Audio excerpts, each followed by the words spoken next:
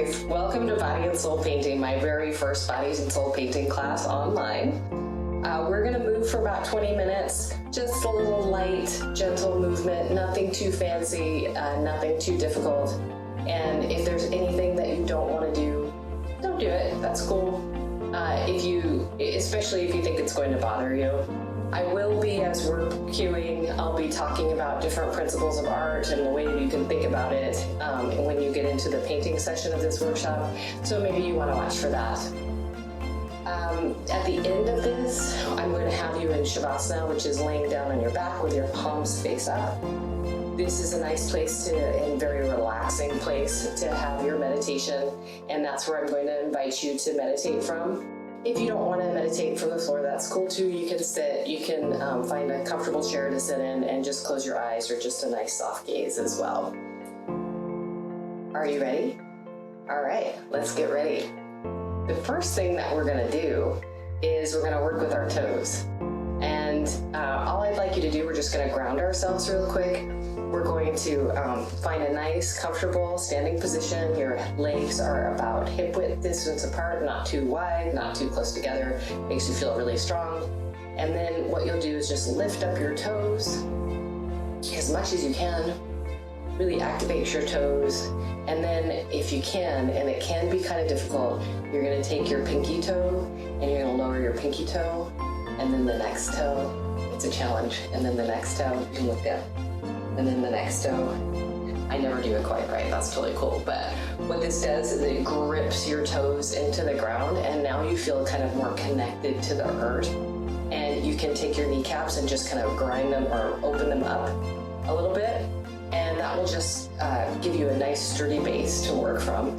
It also gets your attention from that first position that we had where you were kind of activated, but now like you're really activated.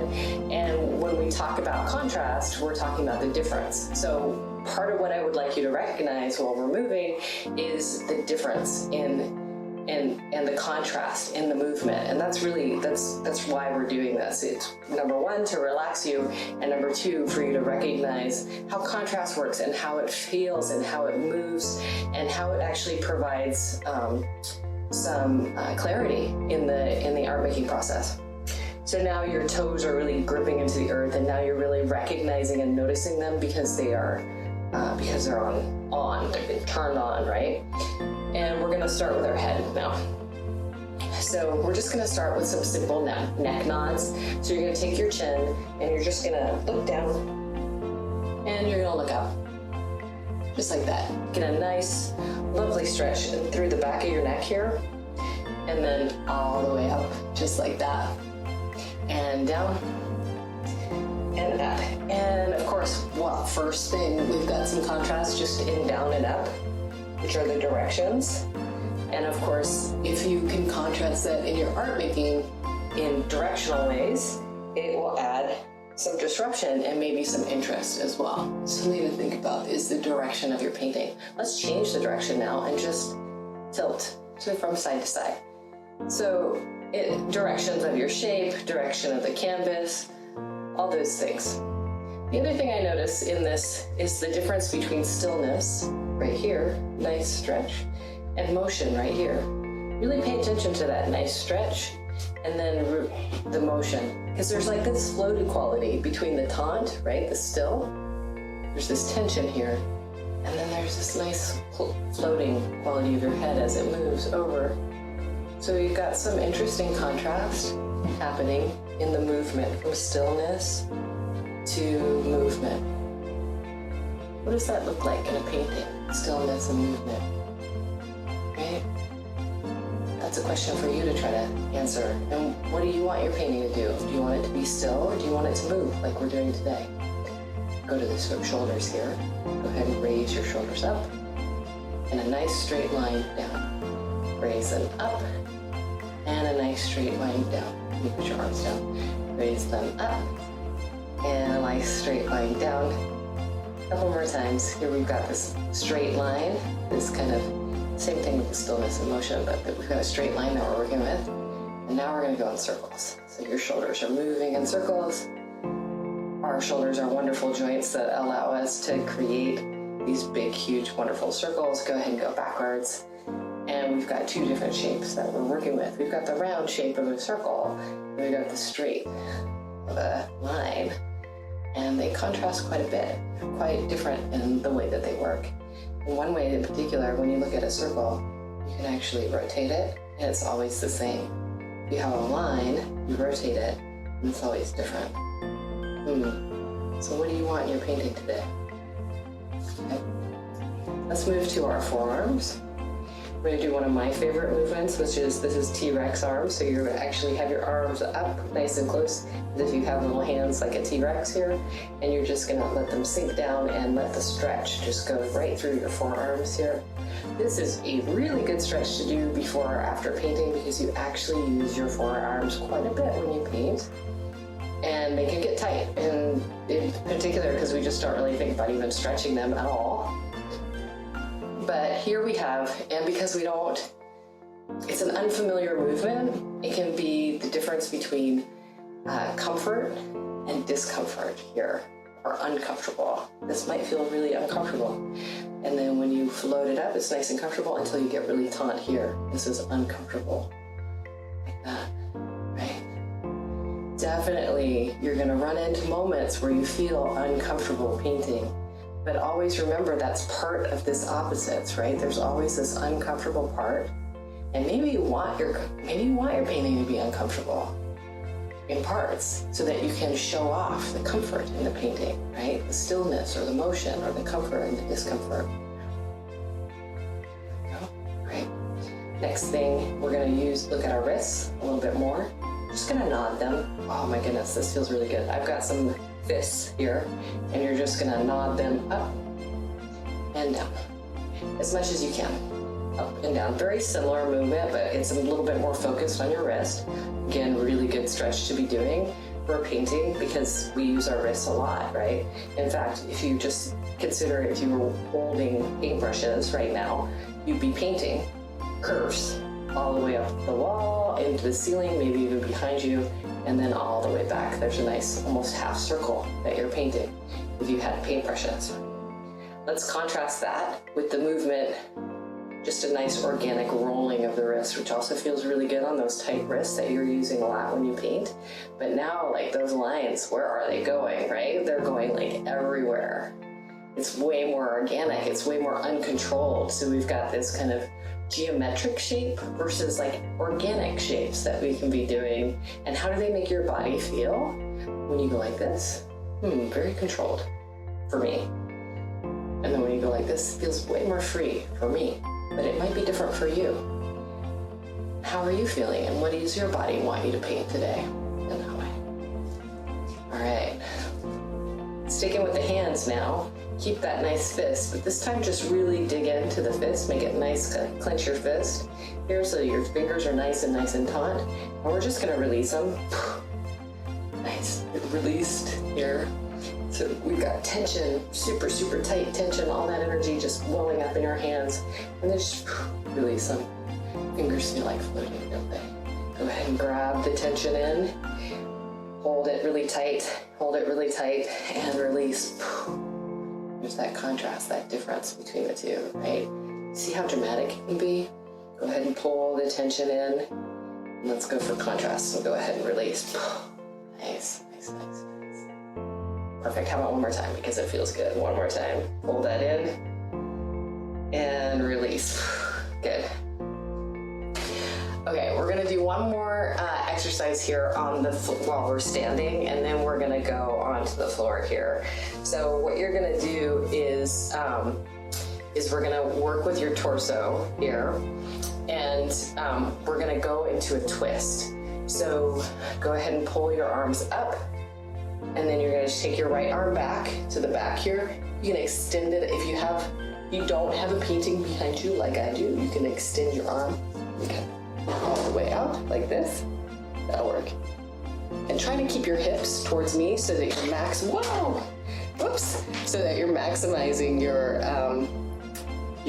stretch through your torso. So your hips are gonna go straight ahead, and then you're maximizing it by keeping the hips here.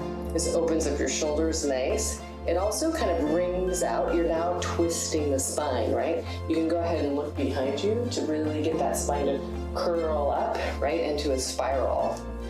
That's a nice, interesting shape that ends up being like a release. It's not quite a circle, right? This is a spiral that we're creating with our spine here, right? And then go ahead and bring your arm back to the front, and now we'll take the left back. Same thing, go ahead and stretch to the left. Let that spiral ring you out. We may not be as strong when we're in a spiral, because when our spine is nice and stacked, that's the best way for you to feel straight or to feel strong. But there's a release in the spiral, right? A nice release through the back. It really helps open you up. Great. Go ahead and bring your arms back together and down. Okay, like I said, just a little bit more on our feet here. You can widen your stance, and then you're gonna just we're gonna play with direction again. So we've played with up and down quite a bit. Now we're gonna play with side to side.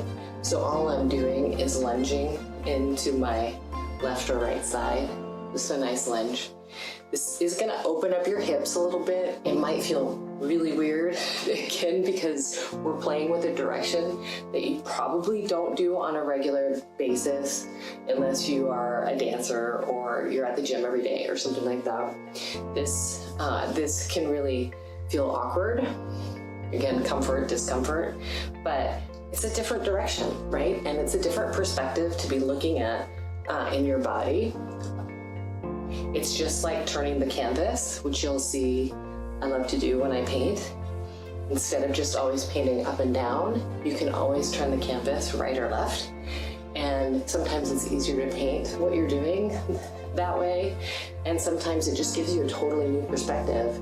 And suddenly, like, the painting becomes something entirely new, right?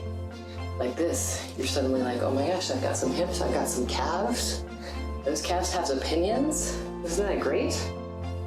All right. So the next thing we're gonna do is we're gonna roll down into a forward fold. So you're just gonna take your chin, put it to your chest here, and then just let your spine roll all the way down until you touch the ground, wherever that is, whatever is comfortable. You're going to just allow yourself to rest here. Let your head hang down and rest, okay? Great. So again, we're back to direction. Direction is different. That means our perspective is different down here. Again, it's like turning the canvas over and suddenly everything is different.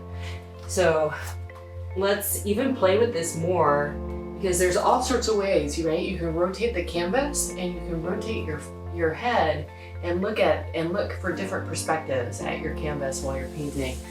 And all of those are going to give you some new insights, new ideas, new ways to look at your painting. Go ahead and take your left hand, place it right underneath your nose, and just open up into that same twist, this time folded over.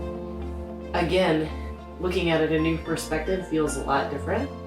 We've got that opening up spine happening here. Our chest is nice and open as well, where other parts of us might be kind of tight too. There's a lot of contrast going on within our body right now in this shape because it's so activated. Go ahead and take your arm down, put your right arm underneath your nose, and we'll do the other side. Really let that stretch open up.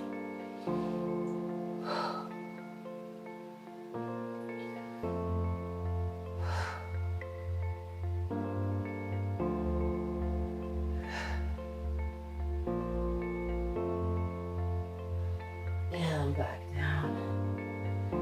Okay, before we get all the way to the floor, let's take a little side stretch here. So just walk your hands over to your toes over here and give it a nice little stretch. Again, new places in your body, right here, nice side of the back stretch here.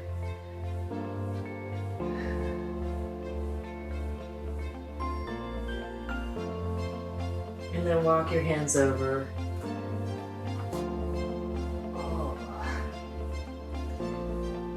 This is a good challenge being upside down because it's not natural too, is it? And that's another part of contrast, is sometimes things that don't feel natural, right, allow you to recognize what does, and vice versa. So we're not usually down in these spaces. Go ahead and bring your hands back together. You're just gonna toe heel your feet in a little bit, and we're gonna go onto our hands and knees. So you can just tuck your knees under you like this, okay? And we'll hang out here in cat and cow for a little bit. My back could use a little stretching out after that, just because it would feel nice. I also notice that my back starts to hurt sometimes if I'm standing a lot, so if you like to paint and stand, it's good to do some stretching out of the back. For now, why don't you just do some little organic kind of rolling movement, whatever you'd like to do here in your torso. I'm just kind of letting my shoulders relax and contract however way it wants to. That's a nice organic motion. Because we're gonna move into a much more linear style motion that can feel really good. But of course, this is kind of the opposite. This is a lot less structured. Okay. Make sure your hands are directly underneath your shoulders like this. Your spine now is tabletop, right? It's not overextended or under. And you're nice and strong, okay? I'm gonna tuck my toes under because I like how activated that feels. And what we're gonna do are some rounds of cat and cow, which just like feel good. Like to me, they just feel good. And they're like about as opposite as you can get. What I like to do is think about how my heart is drawing, where my heart is going in this motion. You're gonna take your heart and you're just gonna pull it through your shoulders as far as you can. It's gonna really pull your abs into a nice stretch. Just feel that stretch all the way through. And then just go ahead and pull into a cat. Pull all those abs right in. Your shoulders are nice and stretched out like that. And you can exhale into cow and inhale into cat. Exhale. Just that inhale and exhale. Those two motions are opposites, right? There's a lot of contrast, the out and the in, and the out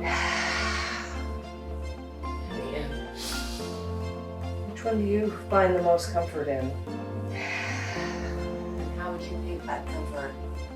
How would you paint an inhale? How does that feel? Nice. All right, we're gonna go ahead and sit down. You can just slide over under your hip and down like this. We'll go sitting down all the way. What we're gonna do now is just find our way to our back and explore laying on the ground for a little bit. And you can just go ahead and find a safe way to get there, or if you want to get a little bit of an ab workout, you can slowly lower yourself down. So I'll demonstrate. I'm going to slowly, as slowly as I can, and my spine and abs will allow me get my body down all the way.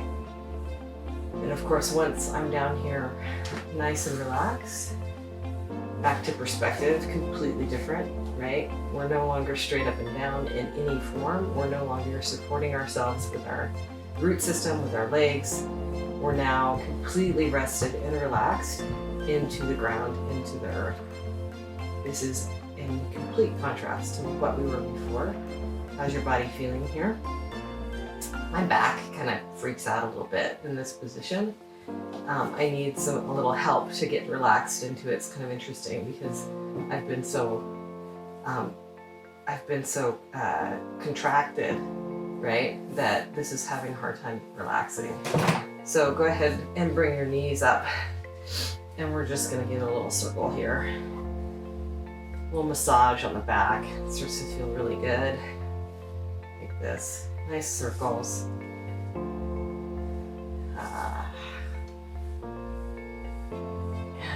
But again, the contrast between relaxed and tense. How does that work in colors and shapes? It's It's up to you, really. These are all questions for you to be asking yourself. And what do you want to invite into your painting? All right, now we're going to go ahead and extend again and see if you can feel a difference in the back after doing that. The last contrasting principle, I guess, I want to share with you is the concept of symmetrical versus asymmetrical.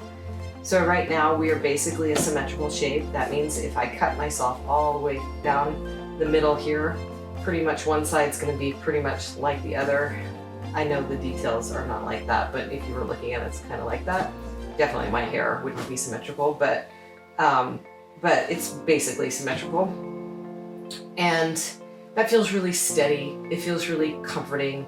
It feels really relaxed when things are symmetrical. There's something that kind of draws your attention into it when it's symmetrical as well.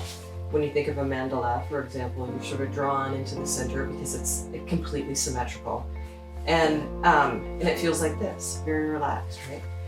Go ahead and bring your knee up. We're gonna break up the symmetry. You're gonna bring your knee up, both hands on your knee, and then take your left hand, we're just gonna pull it over to the opposite side and get a nice twist, another twist. You can tell I like the twist, right? And you can let the knee, don't pull the knee down, just let the knee go as far as it wants to go, however good that stretch feels. And then think about the shape our body's in right now, right? It's definitely not symmetrical anymore. It's very, very activated. There are a lot of places of tension when you're looking at an asymmetrical object. There's a lot of places that your eyes can go, and there's kind of a fluidity about that, right? Instead of now kind of with the mandala, I think you kind of go right to the center. Now your eyes would probably wander all the way along the line of tension here. And that asymmetry can provide a lot of interest in your painting, as long as it draws the eye through it, right? Okay, go ahead and bring your knee back up. Let's explore it on the other side. So you can take your left knee up, pull that in, got it with the right.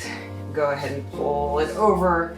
Nice stretch, don't push the knee, let it rest however way it wants to rest. Feel that nice line of tension, that nice asymmetrical line across your body here. Very nice.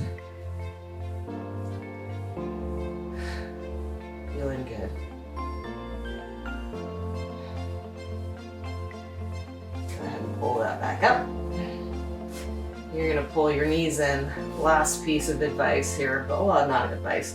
The last piece that I want you to consider, which I've brought up a few times, is that difference between tense and relaxed.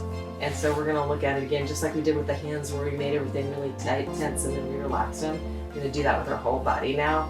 So go ahead and pull in your knees into your chest. Go ahead and pull them in as tight as you can, and your hands are in fists, and your toes are as tight as they can be, and every muscle in your body, including your cheeks, are as tense as they can be. And then you're just gonna suck in some air, suck in some more, and then when we release, nice and relaxed, floating down to the earth, into a relaxed state, into Shavasana. Your palms are facing up. Your shoulders tuck your shoulders underneath your chest a little bit to open up your chest. Feel how activated and engaged your body feels now that it's been through some really light movement. It makes a big difference, just a little bit, right? And this, go ahead and take some nice breaths here. This is where I would like to invite you into the meditation. You can keep your eyes closed here. And we will start the meditation in a few breaths.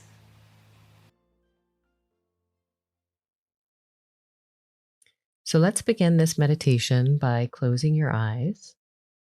And when the meditation's over, I will tell you when you can open your eyes. Close your eyes and listen to the sounds around you. Maybe you hear an airplane, maybe a door banging. If you're outside, you hear the chickens in the backyard, or the birds, or the traffic.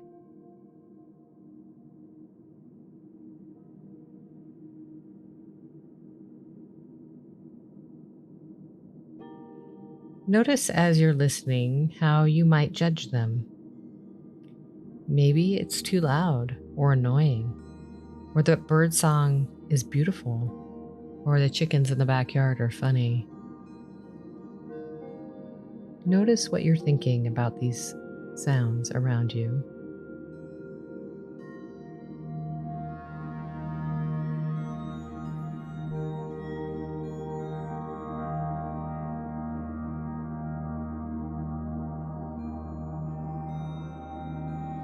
Notice how the sounds come and go.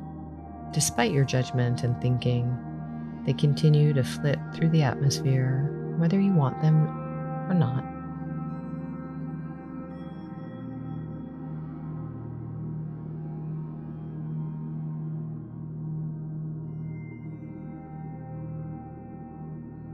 And notice how your thoughts do the same thing. They come and go. You judge, you enjoy, you think something about the weather and what you're going to paint today.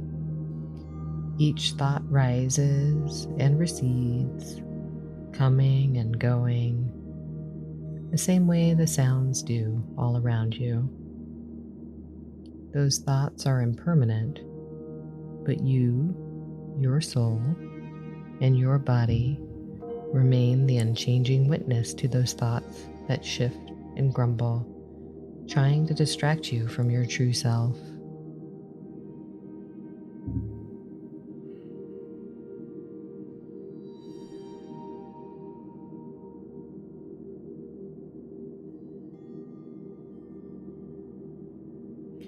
Today, we're going to make space for your true self to express itself.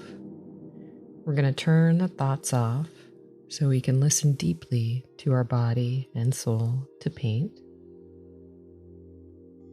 Take 3 deep breaths.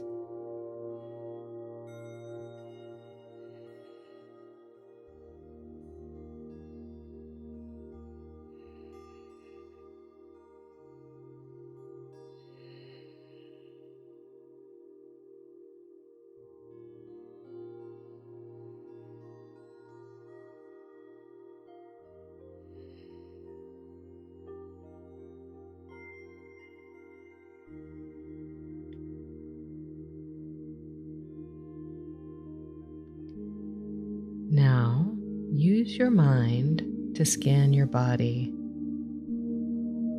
Notice how your body's feeling.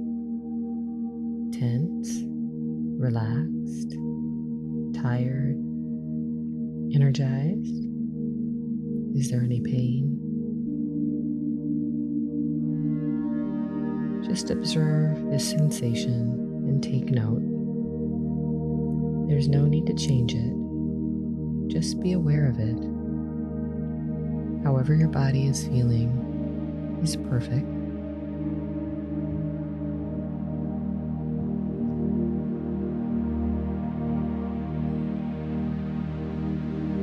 Take a slow breath in and out.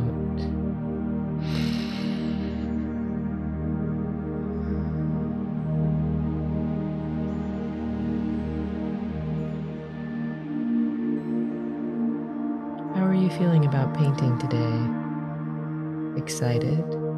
Scared? Nervous? Energized? Maybe all of these. It's perfect. However you feel is absolutely perfect. Take 3 deep breaths.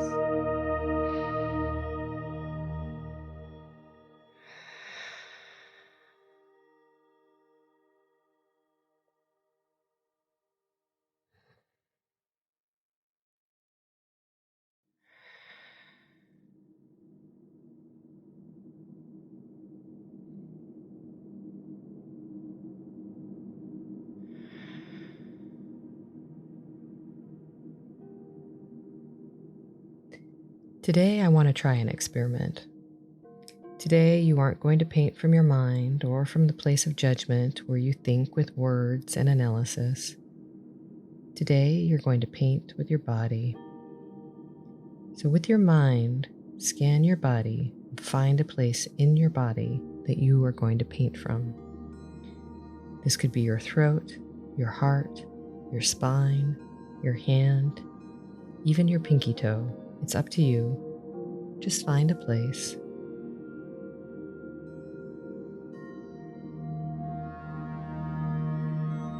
Know that this place in your body wants to paint. It wants expression. And if you want, you can touch that place right now, or just observe it with your mind. And take 3 deep breaths as you scan and are curious about this place.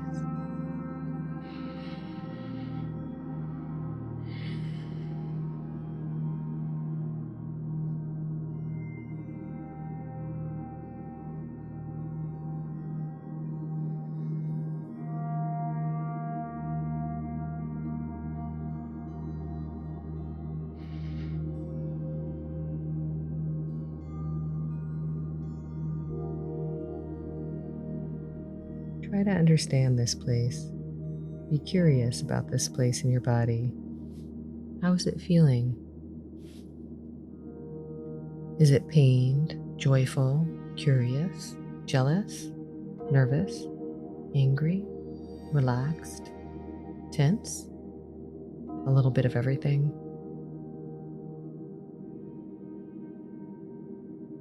What other sensations are happening here? What colors or shapes, angles or curves, textures? Are there any sounds or smells?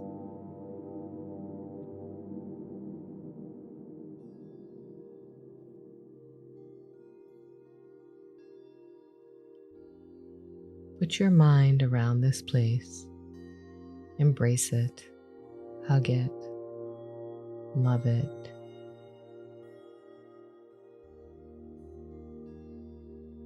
Now, leave thinking and words behind. This is the place in your body where you will paint from today. Stay here for a moment. Take 3 breaths.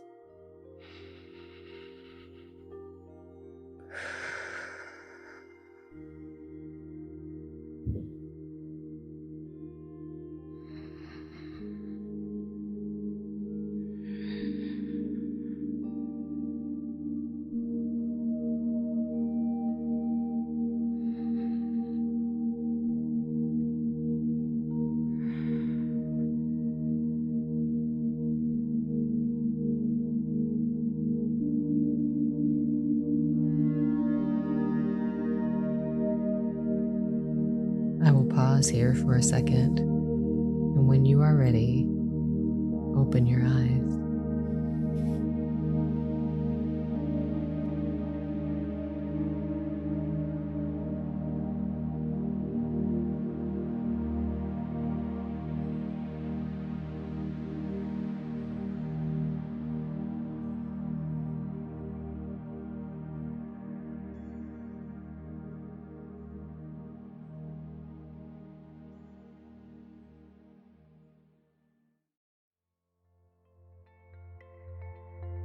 At this point, you are welcome, and if you are feeling inspired, just pick up some paintbrushes and just start painting.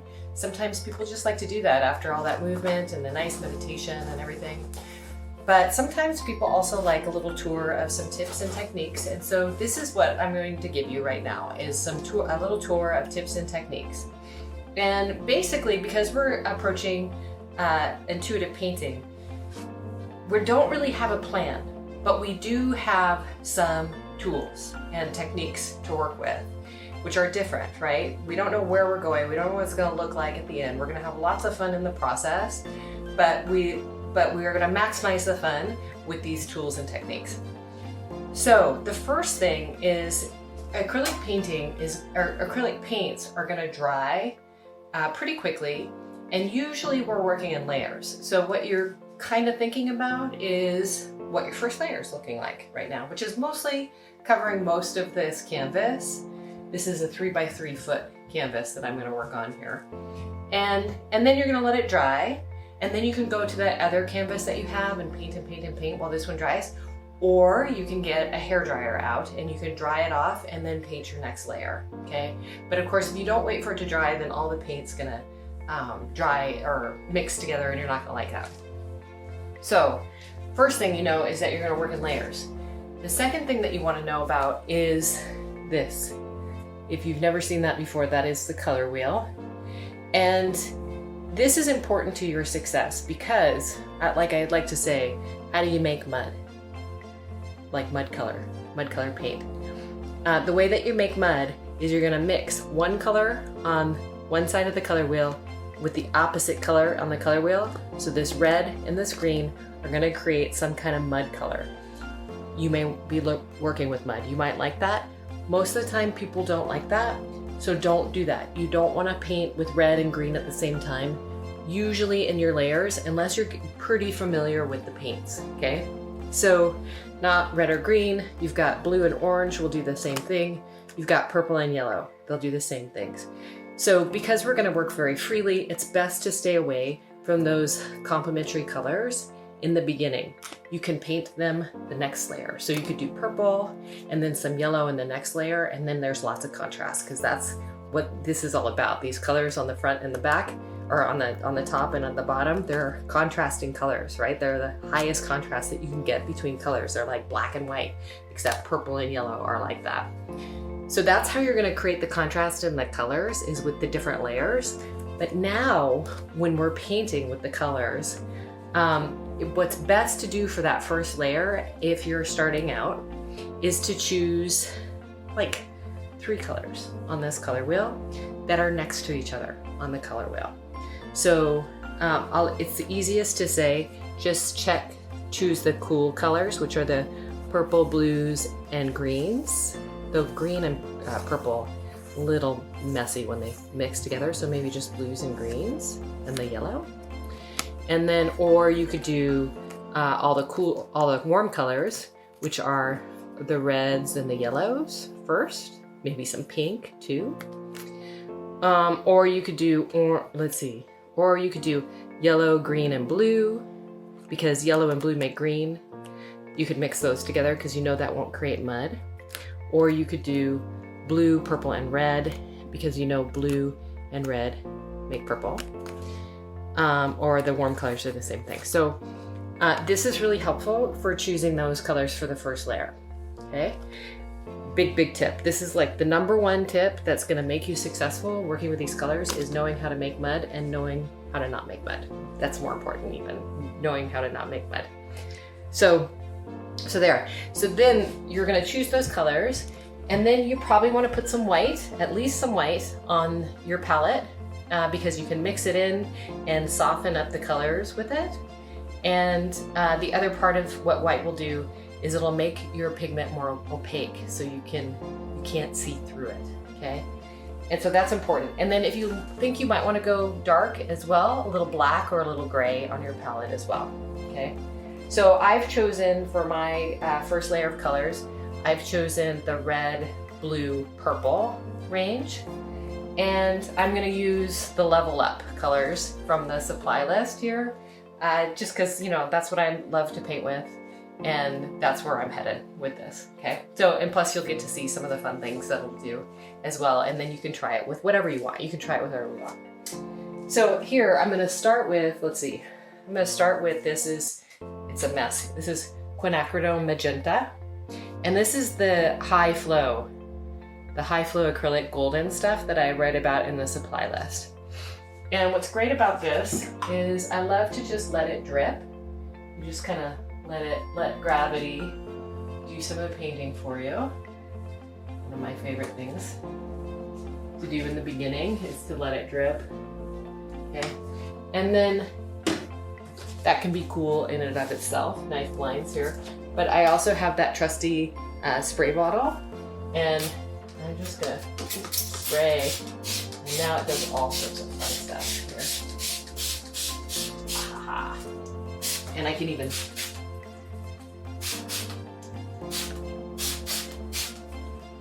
get it going.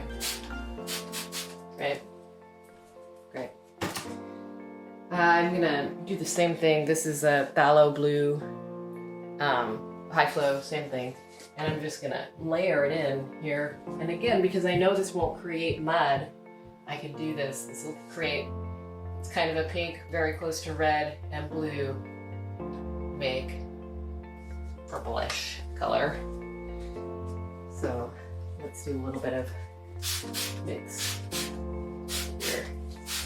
Very blue. Phthalo blue is very, very vivid. It really takes over, but you can see it's kind of creating some nice purple streaks too. And maybe I'll really have fun doing it like that too. Because I want maybe a little bit more mix. There, cool. Okay, good. Let's see what that does.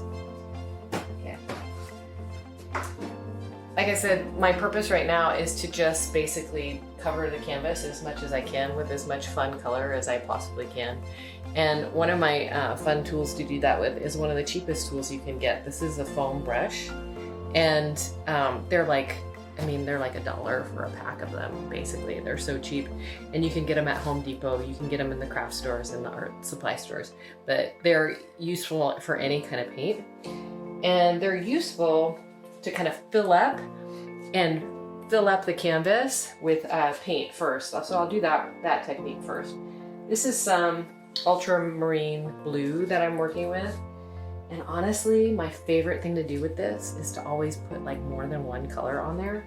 So I'm gonna mix it with a little white here. So I kind of put white on one side and blue on the other because I just feel like doing that. That's all. I feel like doing that. And then I can just see how it just fills up the canvas. And it's mixing with my high flow, which I expect that to do, because the high flow will take a while to dry. But it's already cool, isn't it? I love the color. Look at that, it's so amazing. I love it. Let's do more, a little bit more blue, a little bit more white in there. This time I'm painting with the side of it. You got the top, but you've got all these other parts of it, right, that you can work with. So I'm gonna paint with the side. It makes more interesting lines.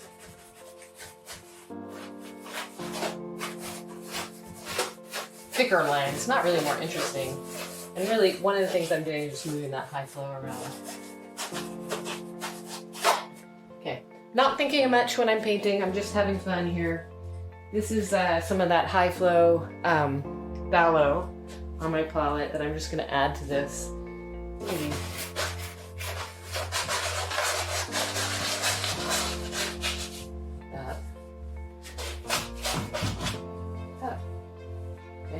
So yeah, you can smear around with this one. I'm gonna grab some red and just pop it. This red's really sticky and old. Okay, I'm red and popping it right on the top here. You can use it like a brush, right, to kind of paint lines. I'm gonna dip it in the water because that red. Okay, and then, or you can make circles here.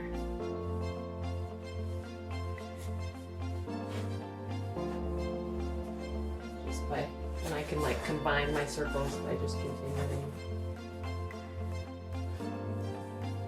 I've got a lot of, I barely, when I use these, I barely wash them off. I just let the colors kind of keep going with them because I know I'm using that red blue palette and I know I'm never gonna get a brown out of that. You can just kind of keep it and I love how there's like blue, there's blue and red and pink in that. That's awesome. And while it's still wet, I can still modify a little bit here. Yep. All right, let's turn this. Another wonderful, remember when I talked about in contrast, you can turn the canvas and you can change our perspective for sure. And take a look at what we got, kind of gives me a new perspective of what's happening. Here, I'm going to grab a different brush. I'm going to grab this brush.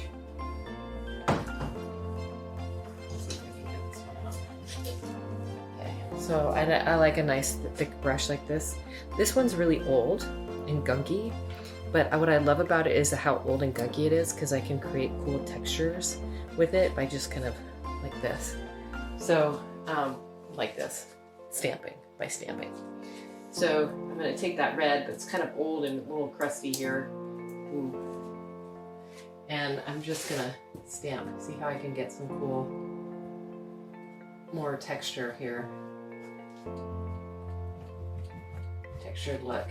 So I always like to keep my paintbrushes that don't seem like they would be good. Like that one doesn't seem like it'd be good, because you never know when you just want some easy stamps that are very organic and like that. I got purple. This is a ultramarine. Yes, it's ultramarine violet. And I'm just gonna start filling it in here. So I'm going for variation here. Basically, maybe I've decided not to make that totally thick, just because I like the texture that's coming through here. And I'm going to use up that purple that I put down. So I got a lot of variation happening. More variation you have, the more inspired you're going to get. You're going to look at your painting eventually and go, okay, what did I like here? What was really working? I really like the purple. Generally I like to start with pink. I don't like to end with a lot of pink, but the pink kind of gets things moving. So probably the pink is going to go away eventually. And I want more purple here. Okay, let me get out more purple. On my ultramarine violet. Keep going with that. There we go. Like that. Okay. I think I'm gonna spray that down. Even though it's not high flow, I can still get it to. There we go. I have to work it a little bit more with my paintbrush, but I can still get it kind of drippy and cool looking. Here.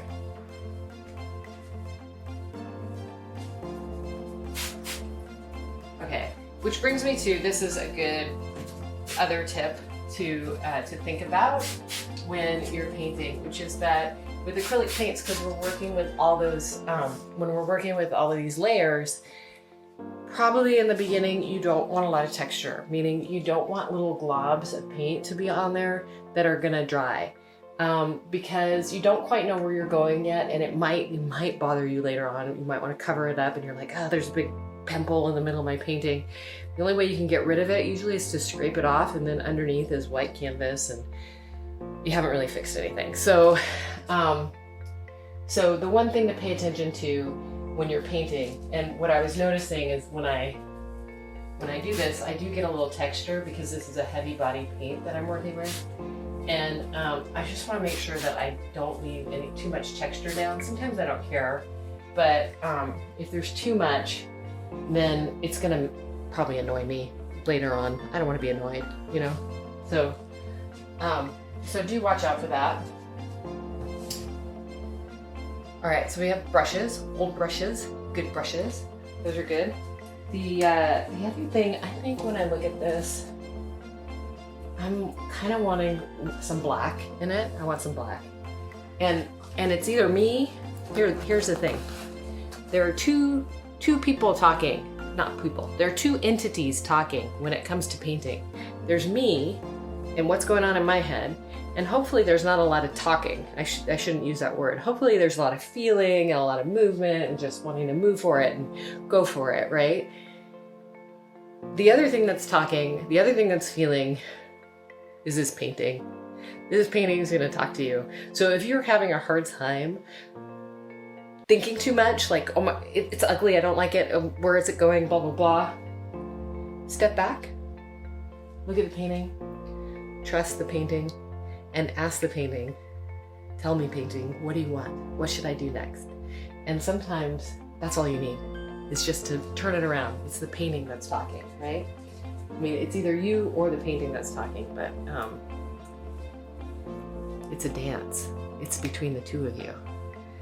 and you're not alone. This painting's going to help you as much as you're helping it. Okay. All right. Let's turn it again before I get this black on there. Okay. And this is a carbon black high flow paint here. Let's see if I can. It's ready to come. Yeah. Maybe. It's a little stopped up. My hands get pretty. There we go. It is still a little stopped up. It's like in a spray state, which is actually kind of cool. So I'll just go with that. There we go. So, and let's just get some black going. Dance, black, dance. You can do it. You can do it. Dance, baby, dance.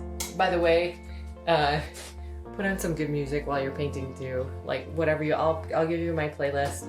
But if you have a playlist, depending on how you're feeling, the thing that I recommend the most is that you actually just find some music that matches how you feel or how you want to feel. Either one of those, yeah, is gonna work. If you're open to feeling something new and you know that music's going to make you feel that new thing, then go ahead and put on that cool music that's gonna blow up in your energy. But if you're feeling kind of closed up and you really don't want that, go find another playlist that's gonna help you kind of match your energy, and you can paint to that energy too. Just because it's not happy, that's fine. All right. So high flow, brushes, foam brushes, fingers. I'm just gonna take my fingers, look at that's just titanium white, and play with black. I love that. Yeah. This is why my apron looks this way, because I basically wipe paint on there all the time. All right, beautiful. All right, I'm gonna grab my trusty foam brush, kind of like this, but not total fans of it extending. So I'm gonna play with that a little bit. It really doesn't matter right now. Like, I mean, as much as I'm liking things and not liking things, this could go away, this could go away, this could end up being the center of my painting. Who really knows? Again, the first thing, what I'm doing right now is just getting the paint down. Ooh, next thing. Palette knife. Let's use the palette knife. So I'm gonna take some of this ultramarine, and I like to use a palette knife just like the sponge with different colors. So I'm putting some white on there. I think I'm put this red on there too, because the red is really, look at that big mess of stuff on there. I love it. Okay. Because the red is really kind of old and crusty, and it's good for a palette knife when it's old and crusty. Ooh, I love that. There we go.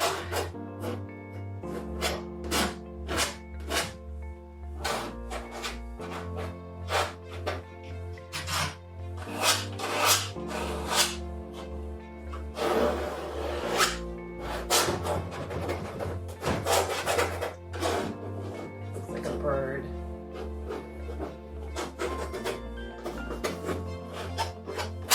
Looks like a bird a little bit. That's cool. Like that. When it's wet, it picks up the colors that are there already, which makes it interesting too. So I can screw that.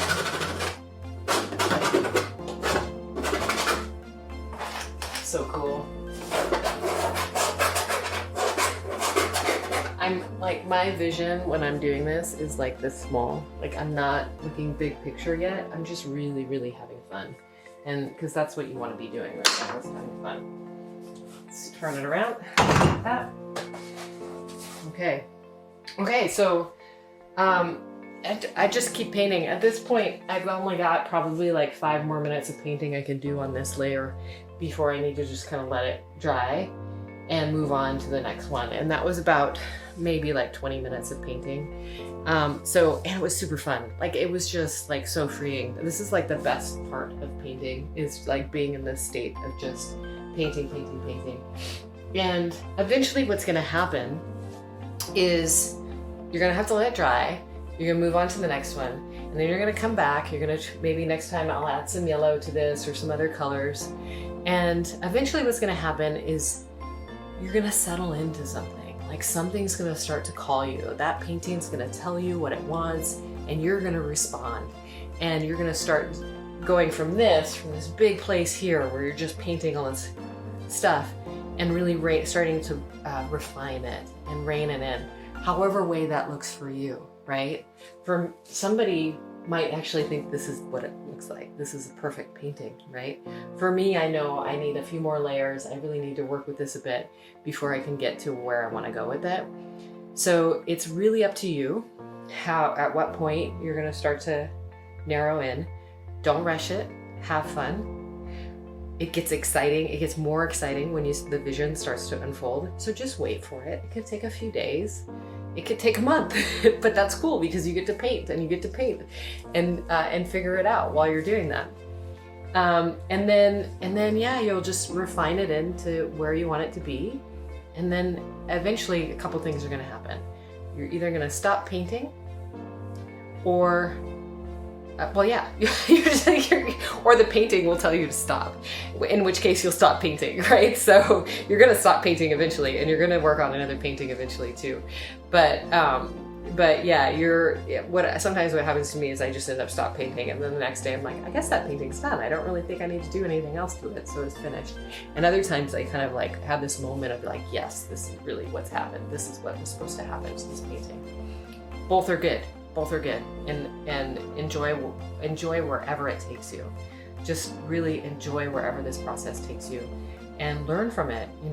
Like, learn what you can in terms of, what you like, what you don't like, how you are as an artist, what you're comfortable with, what you're not comfortable with. Really sinking into your body and listening to your body when you're painting and having fun. Just have fun with this. That's what I got for you. I hope you enjoyed this. Please keep painting. I can't wait to see what you create from this.